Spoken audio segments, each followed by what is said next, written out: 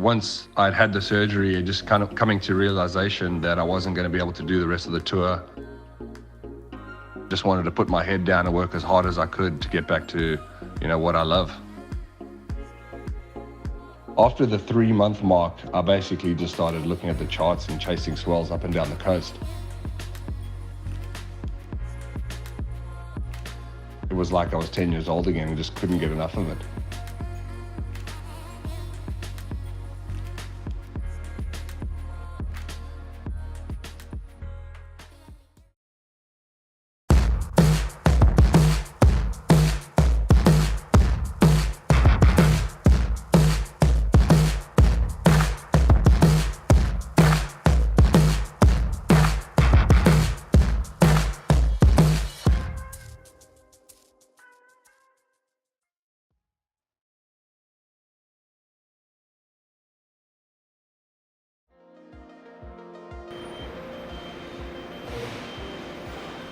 After a few months of surfing up and down the coast, I wanted to get the competitive juices flowing again. It had been quite some time since I'd competed, and what better way to do it than in front of my friends and family. So decided to enter an event in Toledo. Was fortunate enough to final in that event, so felt pretty good heading into Hawaii.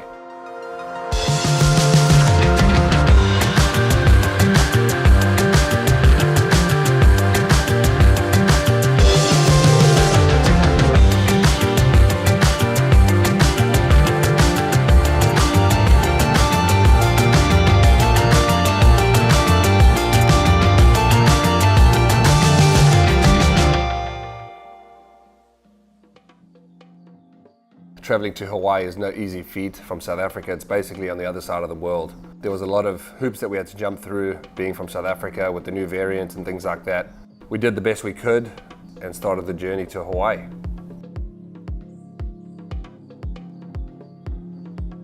Touching down in Hawaii, that's some of the best feeling I get all year. It's a place that I've become very comfortable over the last few years. A place that I own a home, and I've been spending a lot more time there, so it's just really good to be back.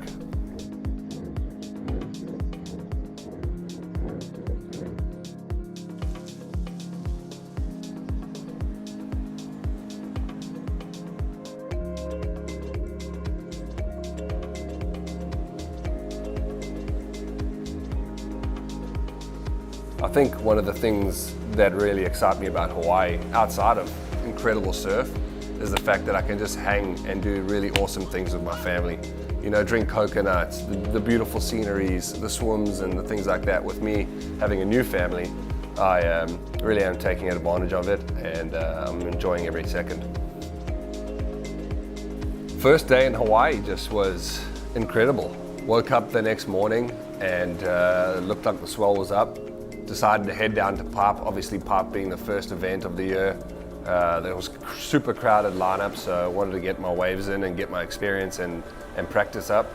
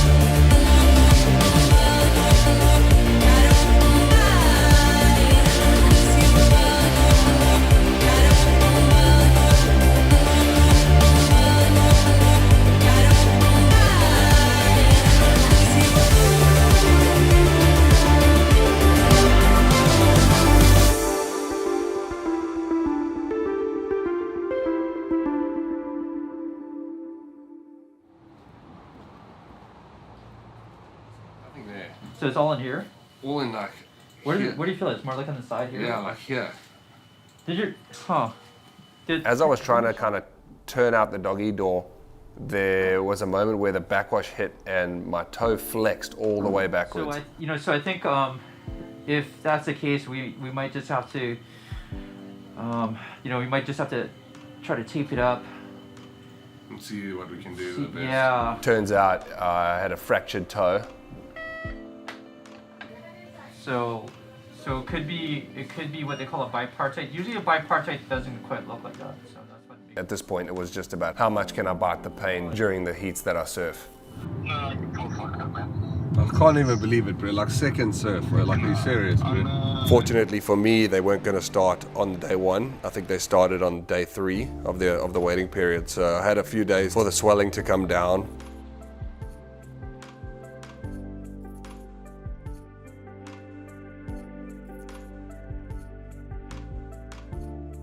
I ended up taping my toe up for my first heat. It was excruciatingly painful.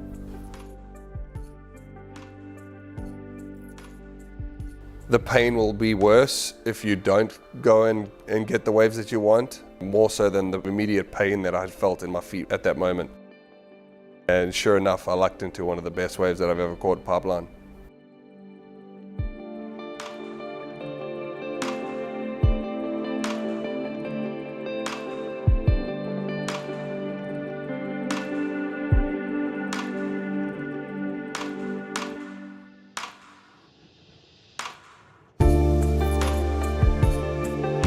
I think at that moment I just appreciated all the work that I'd put in up to that point, and was thankful that my toe was still hanging on.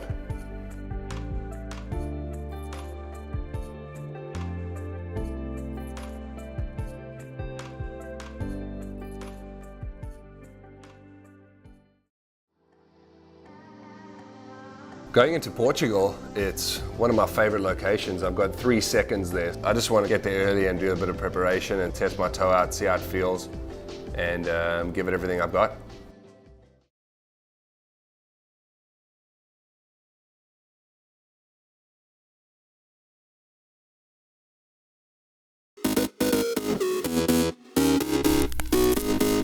The Institute of Positive Fashion presents the Future of Fashion Innovation Showcase. This is a curated set of world-leading UK-based innovators who are addressing key sustainability and responsible business challenges across fashion's complex value chain. The showcase will demonstrate how innovations are contributing to positive growth by addressing societal and environmental impacts across the industry. Innovators are working across each stage of the value chain to enable the growing global population to clothe and express ourselves, whilst ensuring equality without impacting the planet.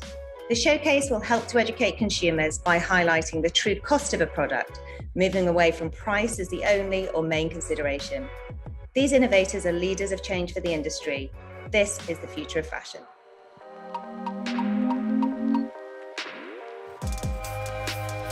My name is Alfredo, founder of Away to Mars. It is a tech fashion company based in London. We are an open source creative platform for designers all over the globe. I had the opportunity to see how wasteful the designing process is. There's this shift in thinking that we need to make from a one-person centric design process to an open source design process. Away to Mars put together designers with the support of artificial intelligence to achieve a better, more sustainable design and a final product. With that, we reduce wastage, all the consumer fabric, energy, time in the prototyping phase. I think the future of fashion is about collaborating.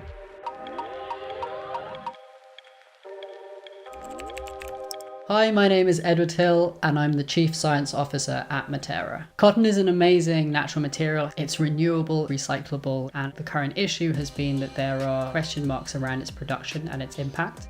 We build resilient farm systems to empower more sustainable cotton supply chains. We do this through 2 key areas. The first is by better farm infrastructure. The second is by better farm management. And there are external levers that need to be brought into the conversation. And we really think that's where investment from the supply chain can help to help that farmer give you the impact that you want. They're doing an amazing job. It's just the tools that they have sometimes limit what they can really manage. We're trying to basically make a way that you can feel confident that when you buy that that cotton, it's being grown as ethically and as sustainably as possible.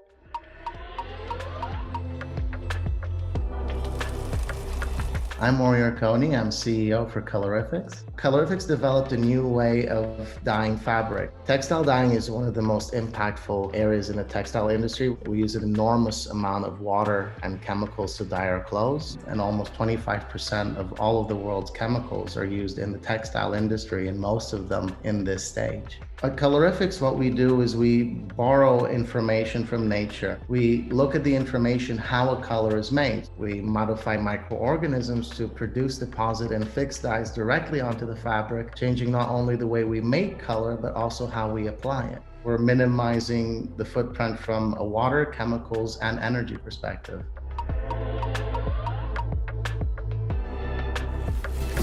My name is Caroline Sibyl, and I work as the design director at Notpla. Notpla is on the mission to make packaging disappear by utilizing seaweed to replace single-use plastics. The negative environmental impact of the solutions that we have in packaging today are mainly plastic-based, and that material actually lasts for 700 years to break down. Notpla products can be used by replacing the plastics that are used to ship all of our fashion and items around. We created an alternative made from seaweed, which is naturally biodegradable and even edible.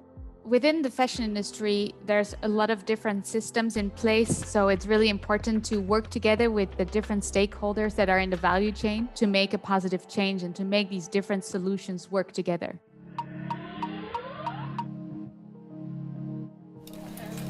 Hello, I'm Chris Archer-Brown and I'm CEO and co-founder of Monochain. It's a B2B service provider to provide fashion brands and retailers with a way to integrate resale into their own customers' journey. We're looking at being able to integrate solutions right the way through that cradle-to-cradle environment that really delivers a circular economy. One of the things that we do is manage that underlying process to allow the customer to be able to relist easily, and we provide our clients with the tools and the wherewithal to be able to integrate resale into their own customer journey. It's about really setting customers' expectations that when you finish with this item, don't discard it. Even one additional life significantly reduces its impact on the planet.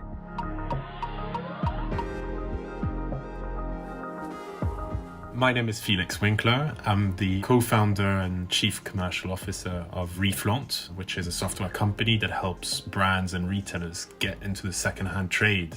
We realized that brands and retailers were excluded from the second-hand trade and that they were missing out on a big opportunity.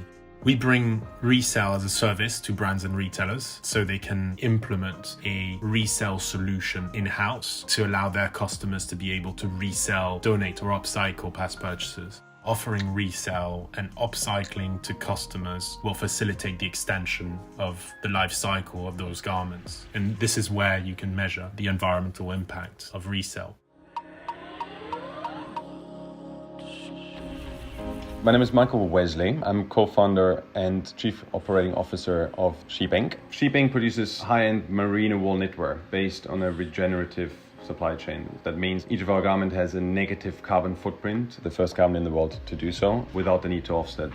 We have a bottom-up approach to supply chain, so we wanted to find first the suppliers that provide our raw materials, and then we wanted to find suppliers across the chain. We source only from regenerative farms, use 100% solar power along our supply chain, and use materials that are fully biodegradable. We source our wool from 3 regenerative farms in New Zealand, and it starts with the sheep. And therefore, all our customers, when they buy a sweater, also adopt the sheep, one of the farms that we source our wool from. And it's our way of trying to bring people back in touch and really understand that there is an impact and a story behind everything we wear.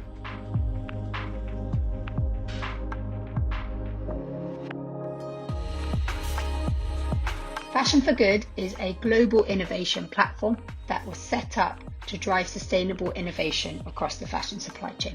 Supporting innovation will enable businesses and organizations to become more future-proof.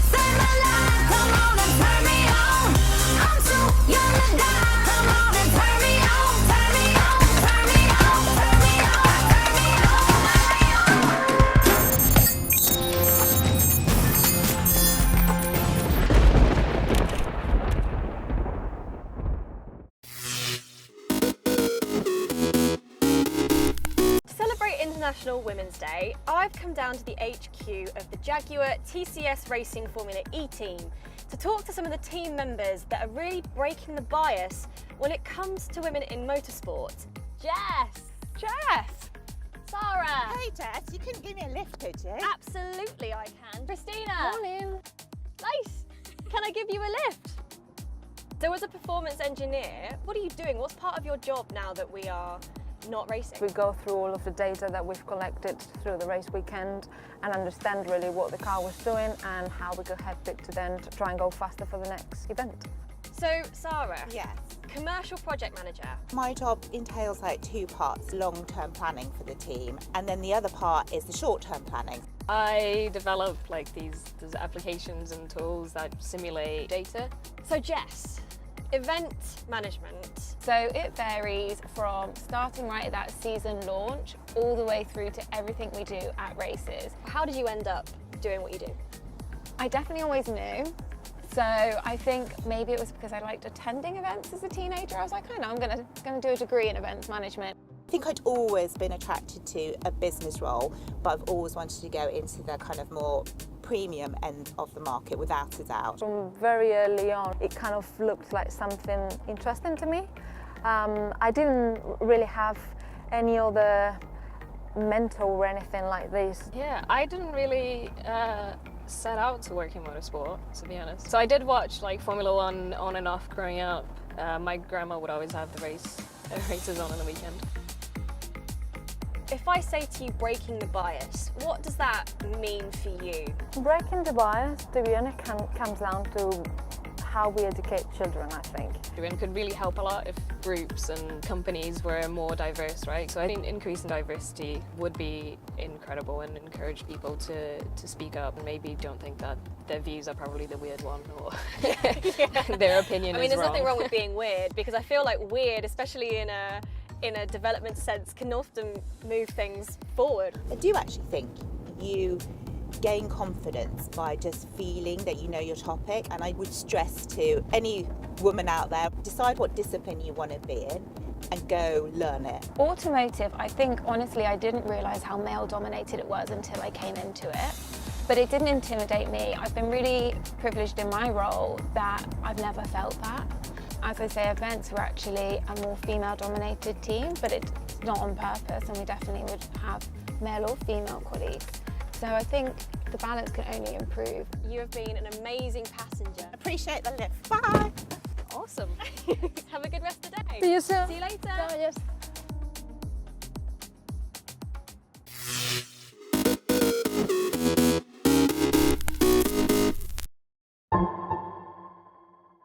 Doing what you love is important, but it might not be as important as doing something that matters.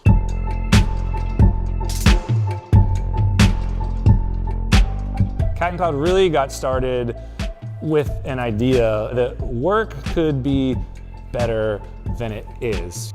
I used to work at the skate shop in the town where I grew up, and skating was basically my entire life. All of my social connections and everything I did revolved around skateboarding. And when I got hurt, I didn't want to work in the skate shop anymore because it was too painful to be around all of those things and not be able to participate. I needed a job, so I talked to my friend who worked down the street. He's like, dude, you hang out in the coffee shop all the time. Why don't you just come work here? It'll be totally chill. And I was like, huh, I always drank coffee, never thought about working in coffee. And I did, and immediately I was just bit by the espresso bug. I became incredibly enchanted about this mysterious brown liquid. Where did it come from? I don't know, and that was the beginning of it. Most people have somewhat of a dysfunctional relationship with the work that they do. Work is very transactional. You go to work, you put in your time, you get a paycheck, and that's the end of it. I'd worked at a couple different coffee shops that were really awesome. My current business partners at Cat and Cloud, we were all working there together, and we all loved working there. But there was this cultural piece that was missing, and really what the three of us all wanted was a little bit more creative freedom and to kind of tap into that idea of what could work be if we put a lot of focus on healthy workplace cultures and really investing into the employees that are along for the ride.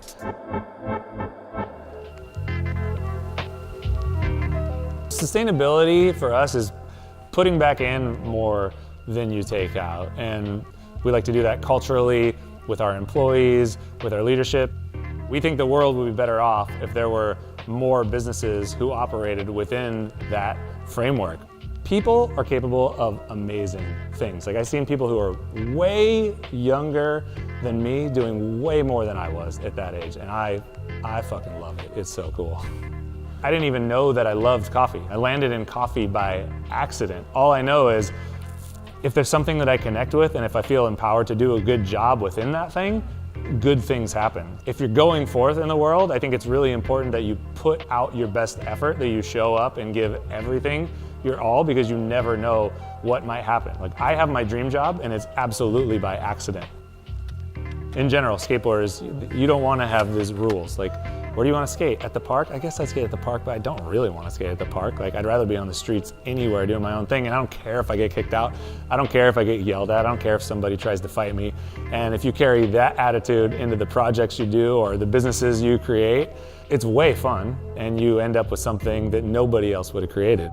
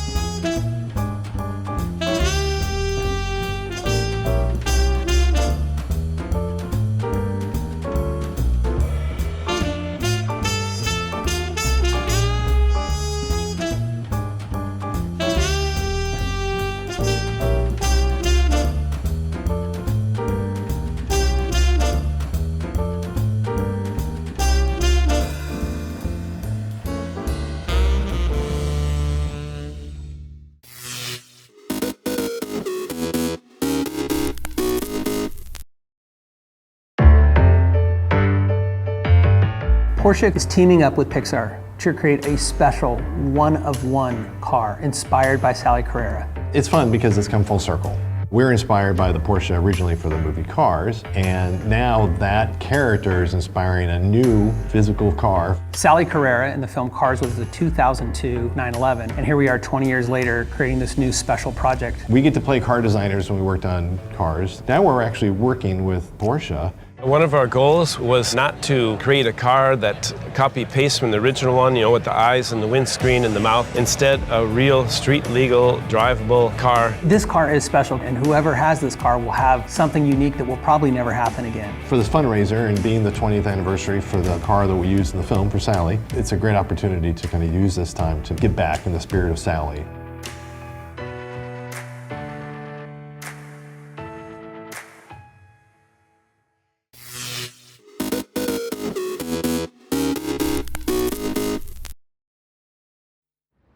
Durban is a thriving modern city in KwaZulu-Natal, home of the Zulu nation. Its people live a fast-paced 21st century life, yet many of them carry their traditions deep within them. I find that the traditional Zulu attire is so regal looking. Just the colors and the vibrancy, just beautiful. I traveled out of Durban to discover the Zulu way of life. I didn't realize how close the city is to the beautiful rolling hills of the heartland. I was excited to find people still living according to a proud, passionate heritage, not just respecting the old ways, but celebrating tradition joyously.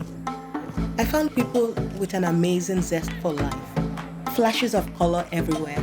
I was swept up in the drama, the noise, the excitement of it all. I mean, every photographer lives for those moments. It's something I'll never forget.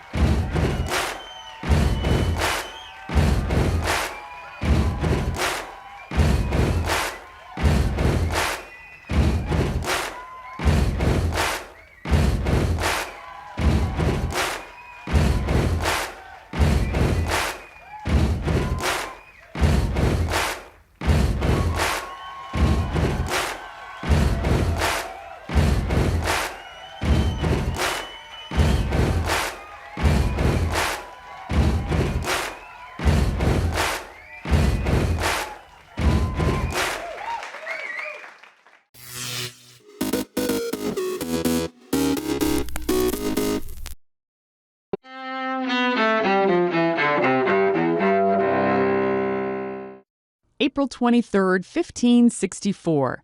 To be or not to be?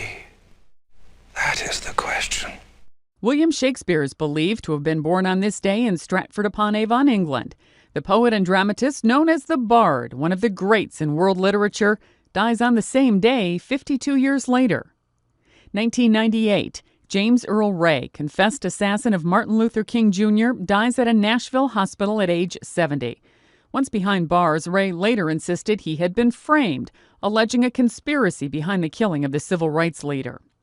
1993. We're going to go to the public and ask him not to eat grapes. Labor leader Cesar Chavez dies in Arizona at age 66. Chavez, who organized migrant farm workers, led boycotts and strikes to secure bargaining agreements with growers. And 1954. Hank Aaron, with what's then the Milwaukee Braves, begins his long climb to becoming baseball's home run king. Aaron hits the first of 755 career home runs during a game against the St. Louis Cardinals. The Braves win that game 7-5. Today in history, April 23rd. Sandy Kozel, The Associated Press.